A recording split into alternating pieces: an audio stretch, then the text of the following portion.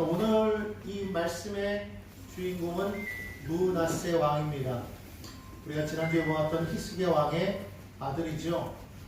히스기야 왕은 어떤 왕이라고 그랬습니까?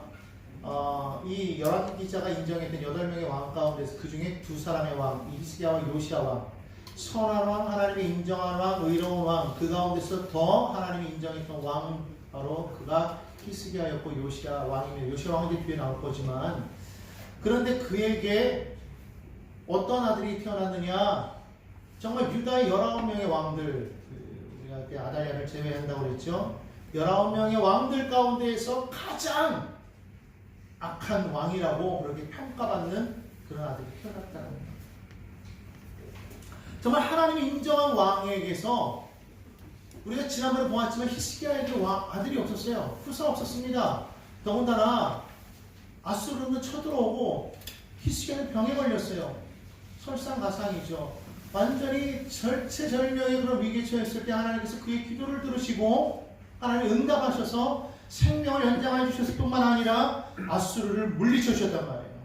그리고 나서 3년 뒤에 놀랍게도 하나님께서 그에게 자녀를 주셨어요. 그가 므낫세였다는 거예요.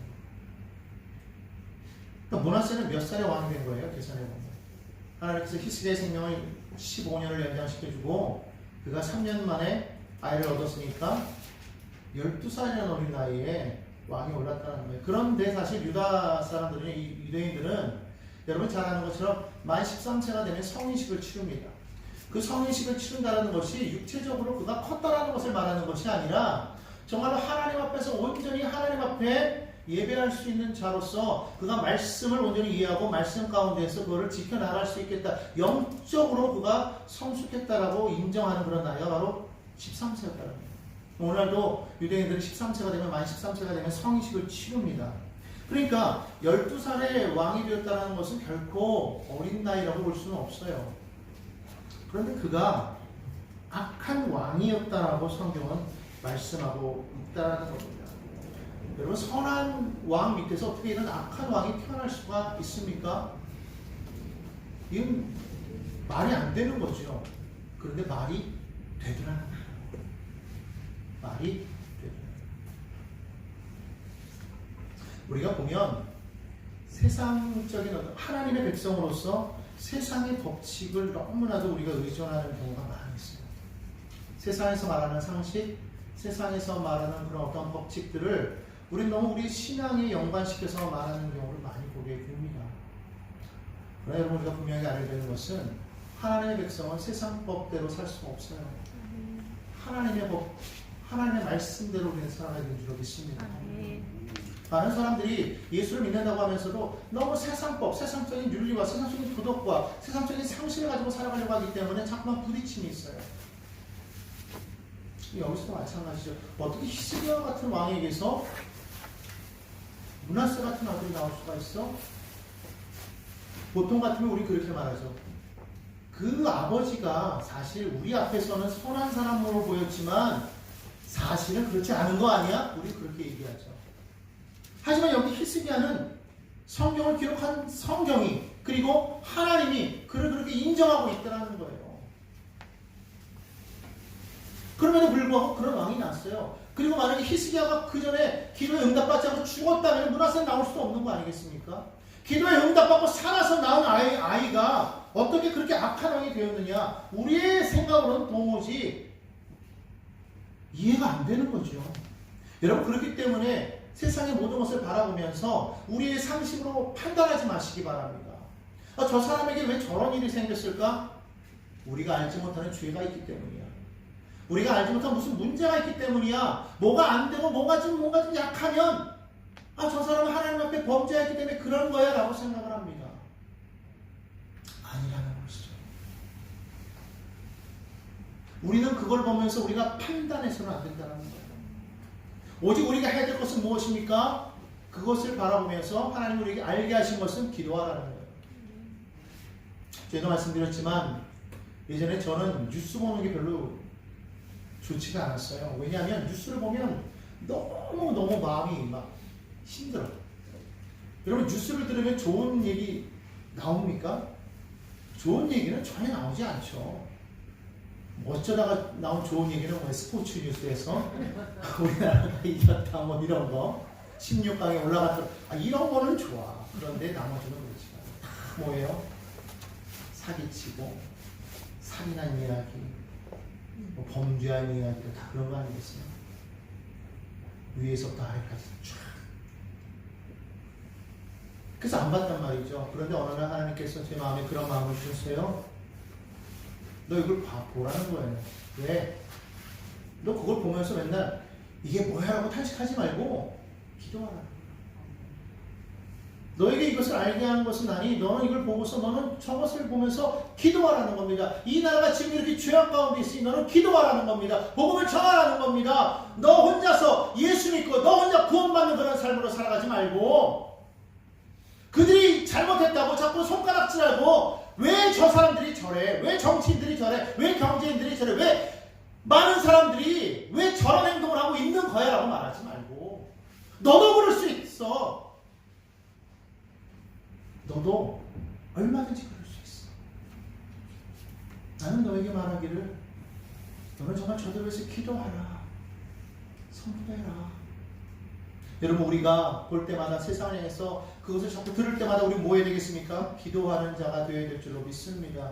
왜? 히스기야 왕 같은 그 사람에게서 므낫세가 나와 히스기야가 잘못했기 때문이야가 아니라 하나님 이 땅을 하나님 긍휼히 여겨 주옵소서. 므낫세와 같은 자가 하나님 이 땅을 지금 다스리고 있습니다. 그래도 하나님 이 땅을 하나님 긍휼히 여겨 주셔서 므낫세가 편하여 회개하고 돌아오게 하여 주옵소서. 우리는 그렇게 기도해야 될 줄로 믿습니다. 지금 있는 왕이 므낫세라는 얘기가 아니고요. 지금 성경 얘기하는 거니까 여러분 헷갈리면 안 됩니다. 자, 이 므낫세가 12살에 왕이 되었고요. 그는 무려 55년 동안을 예루살렘을 다스립니다. 가장 장수했고 가장 오랫동안 통치한 왕이 바로 이 므낫세 왕이에요. 희한하지 않습니까? 선한 왕이 이렇게 통치를 해야 하나님의 그 율법이 온전히 서고 그 나라가 믿음 안에서 나아갈 텐데 안타깝게도 악한 왕이 55년 동안을 통치했다는 거예요. 놀랍게도 그의 아버지는 히스기야였고 그의 어머니는 그 이름이 헵시바랍니다. 헵시바는 무슨 뜻인지 아시죠? 그가 나의 기쁨이라는 소리입니다. 부모의 신앙이 너무너무 좋아요. 그런데 아들이 그래요. 그렇기 때문에 부모님들이 자녀를 위해서 정말 기도를 많이 해야 되는 거예요.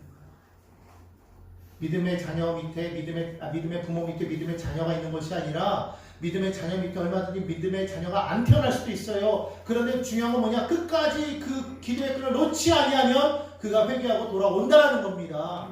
마치 어거스틴이 방황하다가 그 어머니의 기도에 그가 돌아왔던 것처럼 여러분 우리는 끊임없이 우리는 기도해야 될 줄로 믿습니다.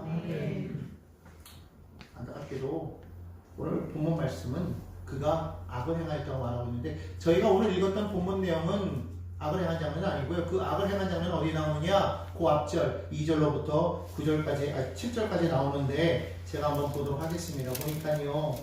어떤 악을 행했습니까? 첫 번째는 이스라엘 자손 앞에서 쫓아내신 이방 사람들의 가증한 일을 따랐다는 거예요.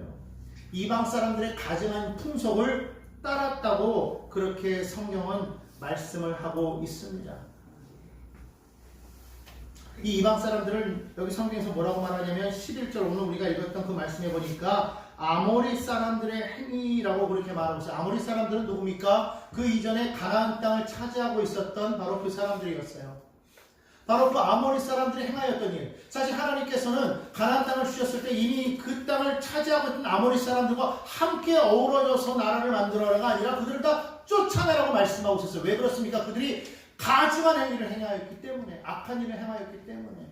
여러분 우리의 신앙을 온전히 우리가 지키기 위하여서는요 악한 일을 행하는 사람과 어울리는 일을 여러분 금해야 됩니다. 오히려 우리가 해야 되는 일은 뭐냐면 그들에게 나가서 그들을 전하는 일을 해야지 그들과 어울려서 그들과 휩쓸려 버리면 오히려 우리의 신앙을 빼앗길 수 있다는 것을 분명하게 알아야 됩니다. 정말 여러분 각오가 되어 있지 아니한다면 어울리지 말고 각오가 되어 있다면 그들에게 나아가서 담대하게 복음을 전하시기 바랍니다. 아 저들은 복음을 전해도 안 믿어요. 오히려 핍박해요. 막 놀려요. 상관하지 마십시오. 여러분 그들이 여러분의 자녀고 그들이 여러분의 부모라면 여러분 안전하겠습니까? 마음이 안타까워서라도 여러분 전하지 않겠습니까? 그런 간절함이 있어야 됩니다. 그런 아픔이 있어야 되는 거예요. 그들을 향해서 우리가 복음을 전할 수밖에 없어야 된다는 것이죠. 그들이 악하기 때문에 우리 그들과 함께 어울려서 그냥 놀면서 그들을 우리가 변화시키겠다 천만에서. 절대로 악한 일에는 우리가 그 모양이라는 우리 흉내내서도 안 돼요. 그러나 우리는 그들과 함께 해야 됩니다. 왜 그렇습니까? 그들을 변화시켜서 하나님의 자녀로, 생명으로, 사망에서 생명으로, 저주에서 축복으로, 어둠에서 빛으로 끌어갈 수 있도록 하기 위해서 우리는 그들을 만나야 됩니다. 그렇기 때문에 우리가 그들을 만나는 분명한 목적은 그들을 살리기 위함이다. 예수 그리스도의 십자가의 은혜를 전하기 위함임을 우리가 알아야 될 줄로 믿습니다. 근데 문하세는 그러지 않고 오히려 그들의 풍속을 따랐어요. 세상을 따라갔다는 말입니다. 세상이 하는 것을 따라가면 절대로 안 돼요. 또 두 번째는 뭡니까? 아버지 히스기야가 헐어버렸던 산당들을 다시 헐어버렸다고. 지난번에 말씀드렸지만은 왜 히스기야와 요시야는 더 하나님 앞에 인정받았을까 했을 때 살펴봤더니 이게 꼭 맞는 건 아니겠지만 살펴봤더니 많은 그 8명의 왕들 가운데에서 이 두 사람이 산당을 헐어버렸다는 거예요. 근데 그 산당을 다시 지금 세웠다는 거예요.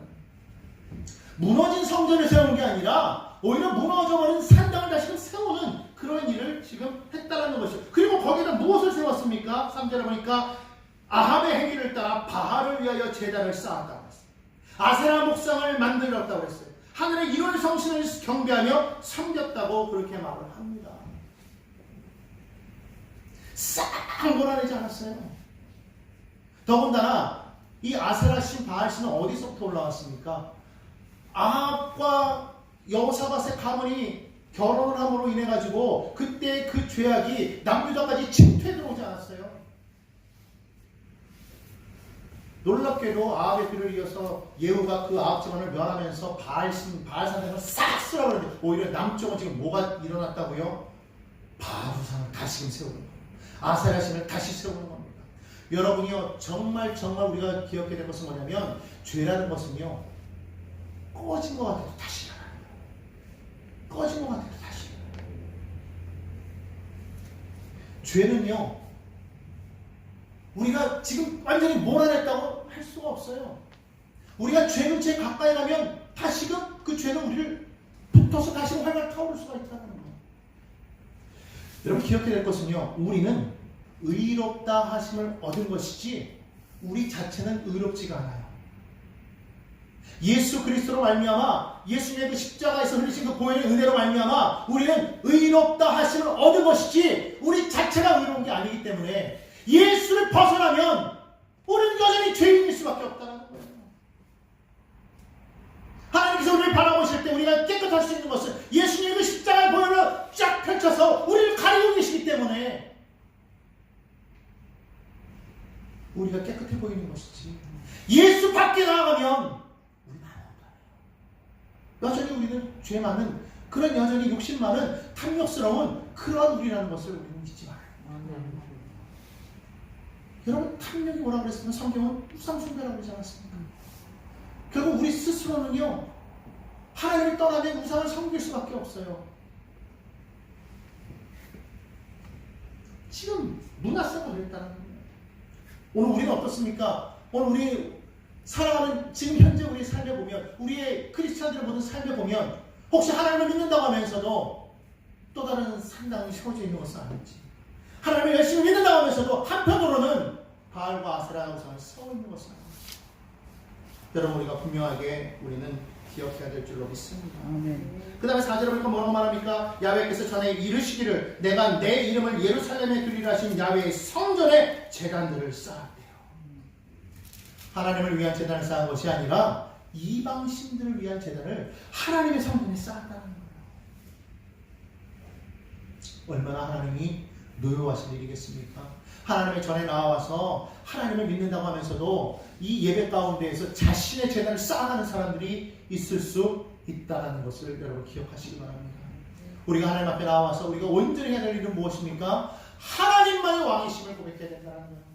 하나님의 나라가 이 땅 가운데 임할 수 있도록 우리가 드리는 이 예배는 하나님 나라에서 우리가 하나님과 함께 살아가기 위해 하는 모형을 우리에게 보여주신 거기 때문에 이 땅 가운데 오직 하나님의 그 보좌가 서지 아니하고 다른 것이 우리 중심을 통해서 서 나아갈 때 그때 그 예배는 하나님 기뻐 받으신 예배가 아니라 가증히 여기는 예배가 될 수가 있다는 것을 우리는 기억해야 될 줄 믿습니다.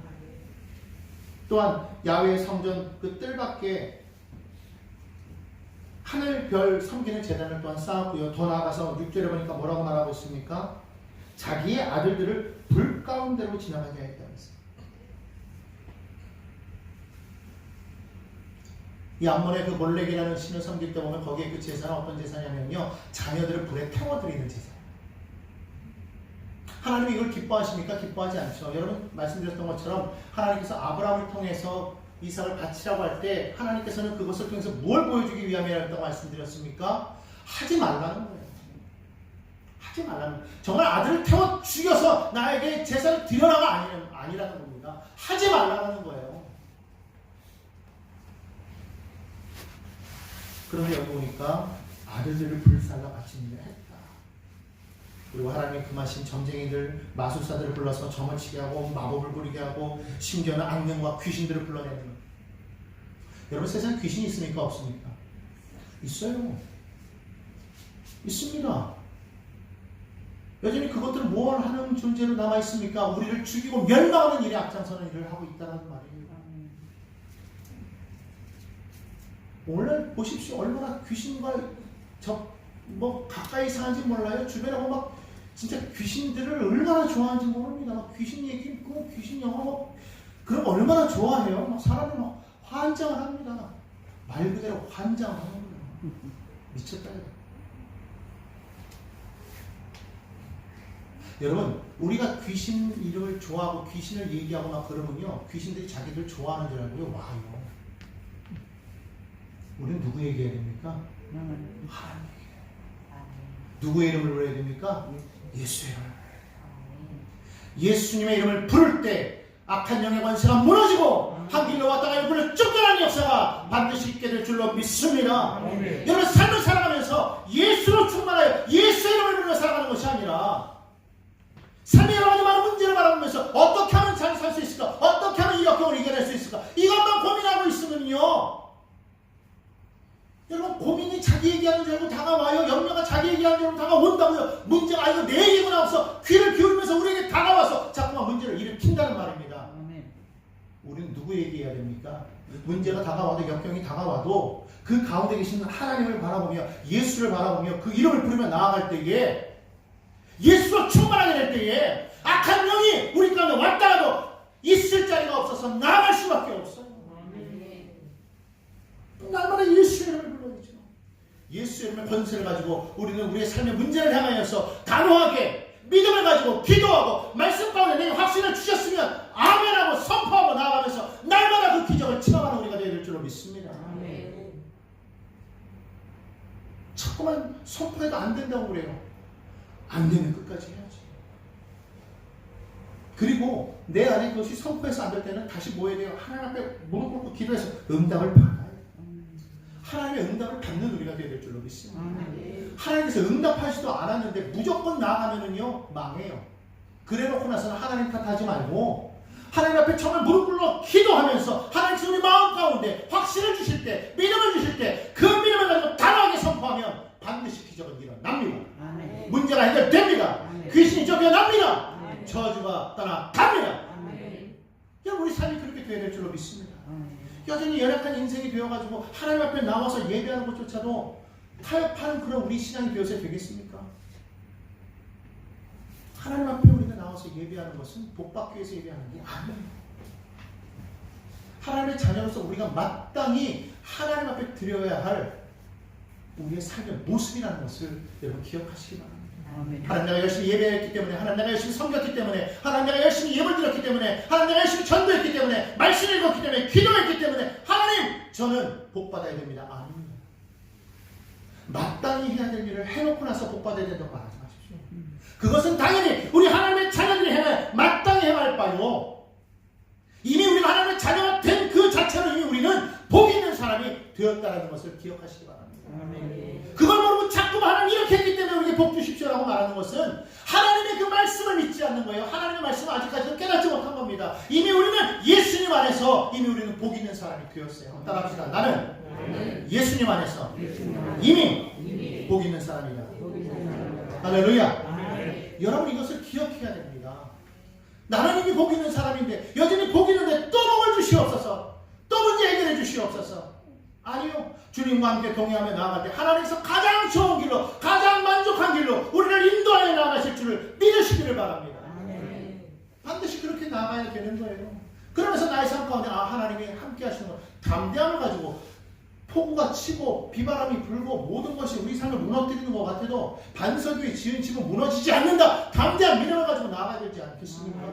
자꾸만 믿음이 흔들려서 조금만 문제가 다가오면 이리 흔들리고 저리 흔들리고 이 촛불이에요? 왜 자꾸 흔들리냐? 흔들리지 말라고요. 주님은 살아계신 하나님, 전지전능하신 하나님이시죠. 우리 안에 계신 그 하나님은 나는 실패하고 나는 부족하고 나는 연약하고 나는 무너져도 하나님은 절대로 무너지지 않습니다. 멸망하지 않습니다. 하나님이 포기하지 않았는데 왜 우리가 먼저 포기합니까? 하나님이 이겼다고 말씀하시는데 왜 우리 졌다고 말합니까? 절대로 그래서는 안 되는 것이죠. 악한 영에 사로잡히지 마시기 바랍니다. 이런 모습을 그런데 므낫세는 행했다라는 겁니다. 얼마나 안타까운 일입니까? 분명히 하나님께서 이 성전을 향해서 일찍이 다윗과 솔로몬에게 말씀하셨을 때 뭐라고 말씀하셨어요? 내가 이스라엘 모든 집합 가운데서 선택한 이 성전과 이 예루살렘 안에 영원토록 내 이름을 두겠다고 말씀합니다. 내 말이 아닙니다. 여기 7절에 나와 있습니다. 거기 나와 있어요. 7절에 보니까 내가 이스라엘 모든 집파 중에서 택한 이 성전과 예루살렘에 내 이름을 영원히 둘지라. 만일 이스라엘이 나의 모든 명령과 나의 종 모세가 명령한 모든 율법을 지켜 행하면 내가 그들의 발로 다시는 그들의 조상들에게 준 땅에서 떠나 유리하지 아니하게 하리라 하셨다고 분명히 말씀하고 있지 않습니까? 그런데 므낫세는 어떻게 했다는 거예요? 안 들었다는 거예요. 귀가 꽉 막혀버렸어요. 하나님께서 그의 종 모든 선지자를 통하여 말씀하셨습니다. 그럼에도 불구하고 9절에 보니까 뭐라고 말하느냐? 이 백성이 듣지 아니하였고 므낫세의 꾀을 받고 악을 행한 것이 야훼께서 이스라엘 자손 앞에서 멸하신 여러 민족보다 더 심하였더라. 다른 이방 민족들보다도 더 심하다는 거예요. 믿지 않는 사람보다도 믿었던 사람이 죄를 짓기 시작하니까요, 믿지 않는 사람들보다도 더 악한 죄를 저질렀더라는 거예요. 하나님의 마음을 더 괴롭히더라는 거예요. 너무 잘 아니까. 므낫세가 그랬다는 겁니다. 말씀을 하여도 듣지는 않아요. 부모가 말하여도 자녀들 듣지 않지 않습니까? 그럼 부모가 안 듣는 자녀들은 어떻게 돼요? 우리 다 알고 있잖아요. 우리가 그렇다. 므낫세가 그랬다는 거예요. 듣지는 않아요. 듣지. 더군다나 어떻게 하느냐? 오히려 왕이 나서가지고 사람들로 하여금 백성들로 하여금 더 죄짓게 만들고 막 꾀는 거예요. 야, 이거 해도 돼, 해도 돼, 해도 돼. 믿음의 신앙이 오래된 사람들은요, 하나님 앞에서 정말 하나님 기뻐하시는 것이 무엇인지 슬퍼하시는 것이 무엇인지를 알아야 돼요. 그리고 명확하게 알고 이거는 하면 안 돼! 말할 수 있어요. 이거 하지 맙시다! 할 수 있어요. 희한하게 요즘 크리스찬들은요, 타협을 해요. 요거는 조금 되겠지. 요거 괜찮지 않습니까? 여러분, 조금 타협하는 것이요, 결국 그 사람을 망하게 하는 거예요. 여러분, 그 닭을요, 쥐가 잡아먹는데 어떻게 잡아먹는지 아십니까? 그냥 정면으로 부딪히면은요, 쥐는 닭에게 쪼여 죽어요. 근데 이 쥐가 어떻게 자기보다 몸집이 몇 배나 큰 닭을 잡아먹느냐? 이게 식사 이후에 닭들도 이게 날이 또원해지면 태양 아래서 졸아요. 이러면서 온단. 그럼 그때 쥐가 와가지고요, 이 닭 옆에 가가지고 닭의 옆구리 가려움을 살살 긁는데요. 그럼 닭이 좋아가지고 좋아. 그러면 그거를 이 쥐가요, 하루에 다 긁는 게 아니라 열흘이고 20날이고 계속 가서 그 고기만 계속 긁는데, 그럼 나중에 여기가 어떻게 되느냐? 상처가 나게 되는데 나중에는 상처 때문에 굶어가지고 닭이 픽스를 그때 와서 잡아먹는다는 거야. 마귀가 우리를 어떻게 우리를 쓰러뜨리느냐? 똑같아요. 처음에는 아무런 일도 일어나지 않는 것 같아요. 뭔가 그냥 뭐 주님 앞에 올바로 서지 않아도 그냥 뭔가 옆구리가 싹 간질간질한 게 뭐 잠잘 때 너무 좋고 그냥 좋아서 그냥 좋구나 그러면서 그냥 별일 없네 그러면서 그렇게 하루 이틀 열흘 한 달 1년 이렇게 지나가다가 어느 순간인가 그 신앙이 어디에 가 있느냐? 저 지옥 밑바닥에 가 있다는 거.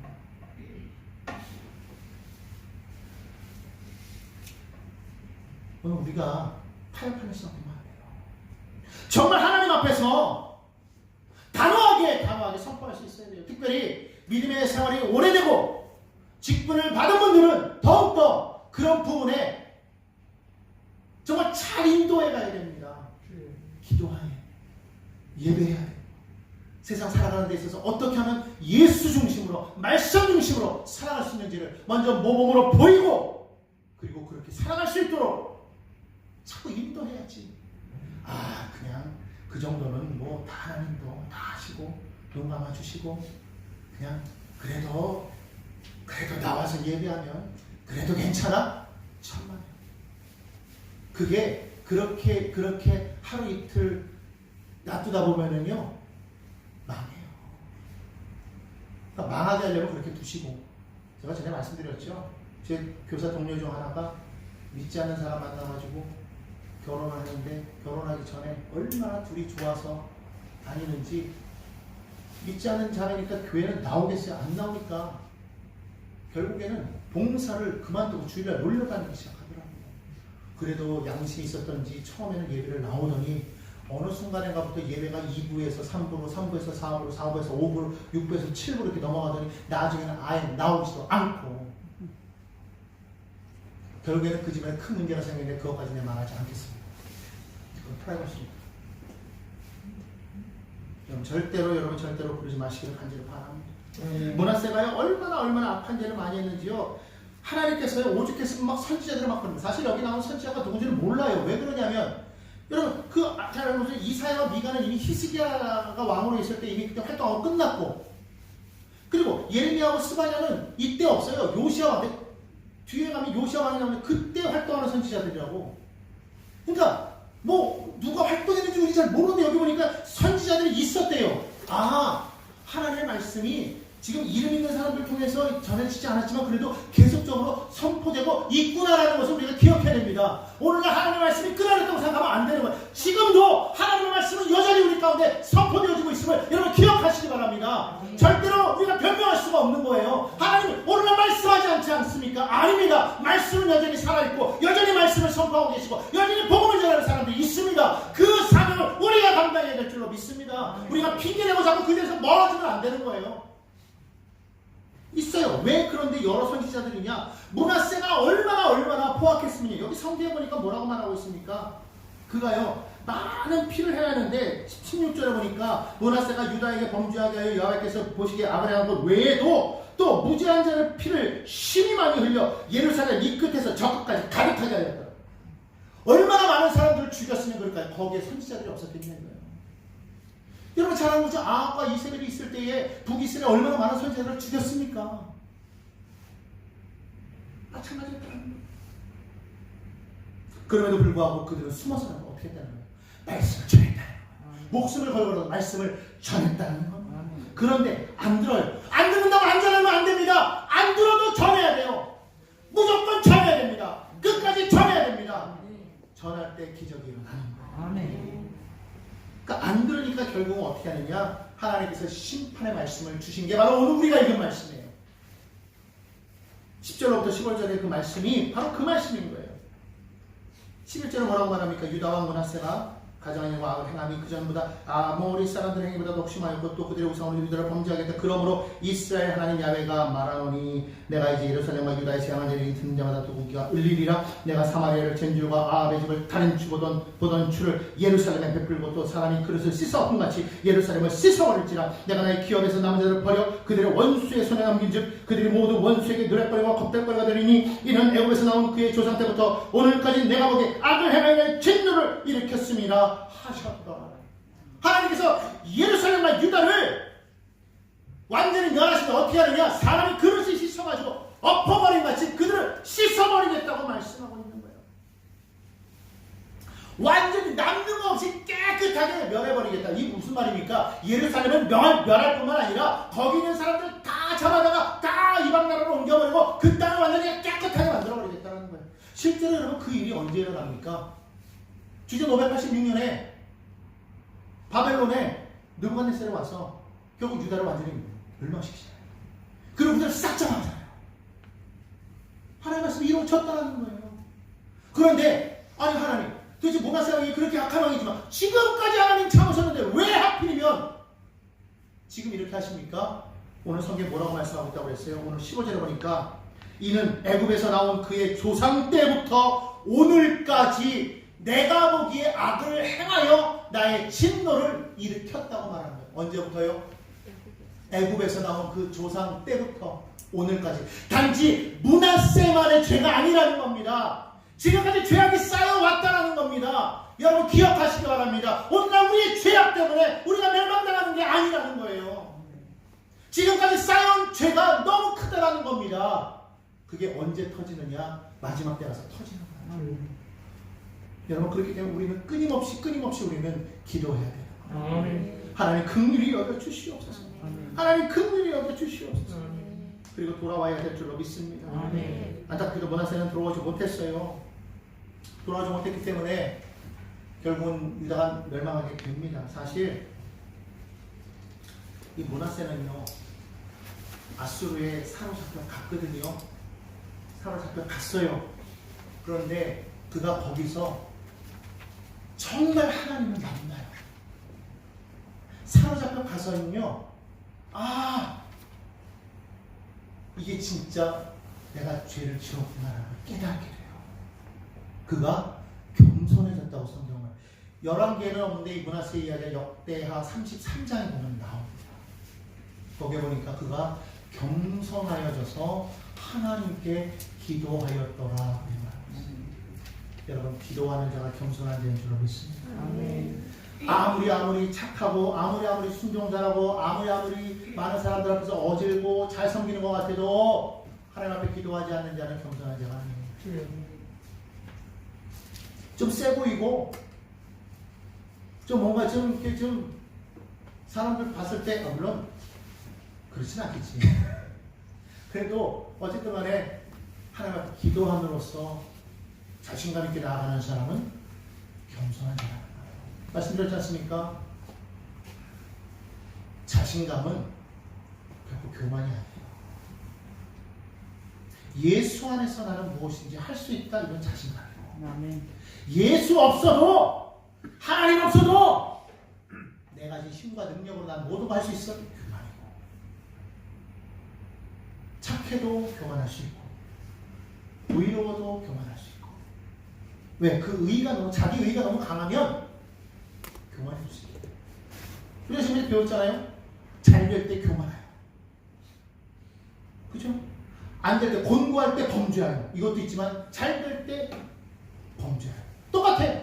그러나 정말 나은 건 뭐예요? 그럴 때 기도하는 바리새인. 하나님께서 어디로 가든지 이기게 하시냐, 그가 항상 하나님 앞에 기도하고, 어려움을 당하는 히스기야가 하나님 앞에 나와서 기도할 때 하나님께서 그 어떤 상황이 있든지 하나님 들으시고 응답하신다는 것을 믿으시기 바랍니다. 므낫세가요 하나님 앞에 겸손하여져서 무릎을 꿇기 시작합니다. 역대하 33장 13절에 보니까 이렇게 말해요. 므낫세가 그제서야 야훼께서 하나님이신 줄 알았다. 하나님께 기도하니까요, 하나님께서 그 기도를 들으시고 놀랍게도 어떤 은혜를 베푸시느냐, 므낫세를 다시금 예루살렘으로 돌아가게 하십니다.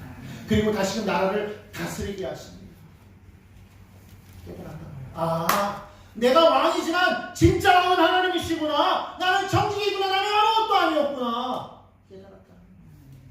므낫세가요 돌아와서는요 정말 많은 그 말년의 많은 개혁을 일으킵니다. 군사적으로도 많은 방어 시설을 만들고 아주 국방을 튼튼하게 했을 뿐만 아니라 종교적으로도요, 지금까지 자기가 해왔던 모든 것들, 이방 신상들, 목상들 다 없애버리고요, 그리고 모든 제단들 다 무너뜨려버리고요, 그리고 야훼를 위한 제단을 쌓고요, 그리고 하나님 앞에 화목제와 감사제를 드리면서 많은 백성들에게 너희는 하나님만을 섬기라고 명령했다.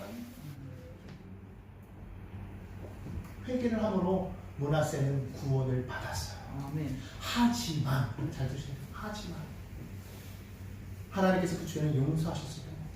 그 죄에 대한 징계는 하셔서 결국은 유다는 망합니다. 여러분 그걸 아시면 돼요. 아, 죄 짓고 나중에 회개하면 되겠지. 지금 신나게 죄 짓고 놀자. 막판에 주님을 회개하고 나가면 주님 나한테 다 용서하시고 구원받을 거 아니냐? 구원은 받겠죠. 구원은 받겠죠. 그런데 언제 주님 오실 줄 알고? 나는 구원받아서 주님 나라 가는데 내 후대는, 그때까지 주님이 아직 안 오셔서 난 죽어서 하나님 나라 갔으면 내 후대는 망하는 거 아니에요?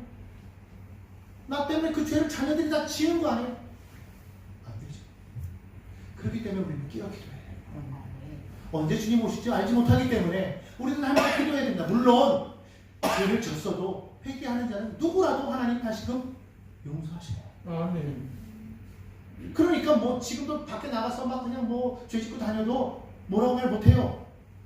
회개하고 돌아오면 되니까. 문제는 언제냐는 거지. 죽지 않고 언제 다시금 살아서 여기 돌아와서 회개할 시간이 있다면 그러시라는 거예요. 못하잖아요 그렇게. 나이가 젊다고 안 죽어요? 아니잖아요.